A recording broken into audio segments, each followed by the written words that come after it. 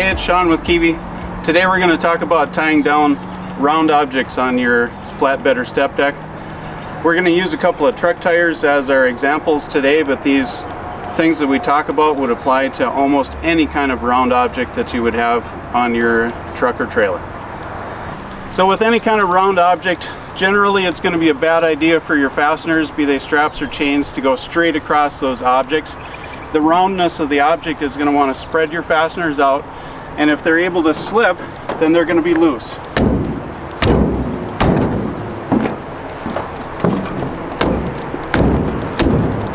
So you can see that strap that was reasonably tight is now completely loose and it's not holding the cargo. So generally your best configuration for your straps or chains is to go in a crisscross fashion over the top of that round object, but you want your attachment points to be symmetrical on the sides of the trailer so that the fastener can go in a straight line. It can't be in a zigzag across the object, and the crossing point needs to be in the center of that round object. If those two things aren't true, then your straps or chains are probably offset and they're not going to hold it securely. So again, just to emphasize, it's really important that those fasteners, even though they're going across the trailer at an angle, they have to go in a straight line. If they have a zigzag to them and they're able to slip, you can see this strap is not super tight, but it's got some tension to it, but I've got a zigzag in it, and if I slip it to where that zigzag is not there anymore, there's dramatically more slack in that strap right now. So that'll happen to you as the vibration happens going down the road. On larger, heavier objects where two straps is not enough, you can go with a third strap straight across, or in the instance of a large skidded coil, for example, you might need to do 5 straps. Do one X at a narrow angle, do a second X at a wider angle, but still make sure they crisscross directly in the center of the object, and then that 5th one straight across. When you're doing your X's, try to arrange your fasteners, especially straps, so that they stay away from the corners of the stake pockets. They're sharp and they'll cut your straps. If you're forced because of the angles that you need to be next to a stake pocket, then on the hook side of your strap you can take a cut strap edge protector and slip it down in between the strap and the stake pocket so that it pads that corner.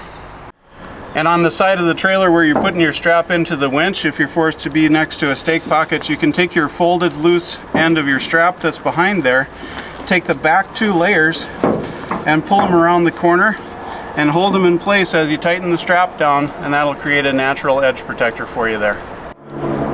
When you have 2 objects that are side by side, it's important that they touch in the middle, that they're centered on the trailer side to side. And again, you still want your straps to run in a straight line, crisscross, and that crossing point should be directly in the center. Here we've got that set up where the crossing point is not at the center of the freight. The symmetry is a little bit off. The crossing point is closer to me. And these straps are fairly tight, but you can see that I can easily move this tire out from underneath those straps. So you can imagine what a few 100 miles of vibration would do going down the road. I can't emphasize it enough, when you've got objects like this, you have to do your load checks. Load check, load check, load check.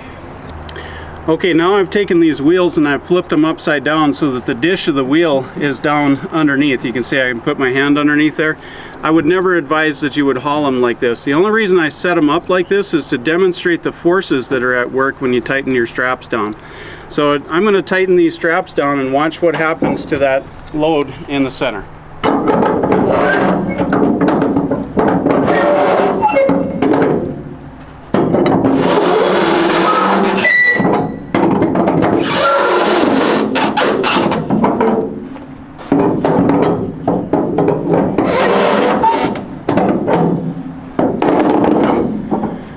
So you can see that as your straps are putting pressure down here, there's no real downforce out in the middle, so that center part rears up a little bit. So even if these were flipped over and flat side down, those same forces are at work. So if there's any imperfections in your tie down, that will allow them to get started moving. I mentioned this once earlier, but it's really important that you don't have any space in between your articles in the middle unless they're restrained somehow.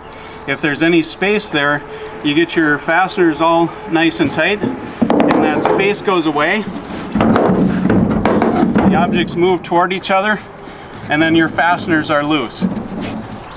A final note on fastener choice. I know most of you use straps with hooks on them, so I'd advise you to at least consider putting the hooks on one side of your freight and putting the attachment to your winch on the other side of your freight. So you can see I've got one hook here and a winch here, and so it's the opposite on the other side of the trailer. That way, as you, especially if you're close to the end of the trailer or close to the wheels on your step deck, you've got more options as far as winch placement, and by using J-hooks you've got more options on the placement of the hook side of your strap. The ideal solution, if you don't have those restrictions though, is straps with no hooks. That way you're able to tighten all 4 points at the edge of your freight. Just remember, whenever you're hauling round objects, it's always going to be more tricky than hauling square objects. So pay attention to the symmetry, pay attention to the details, and do those load checks often.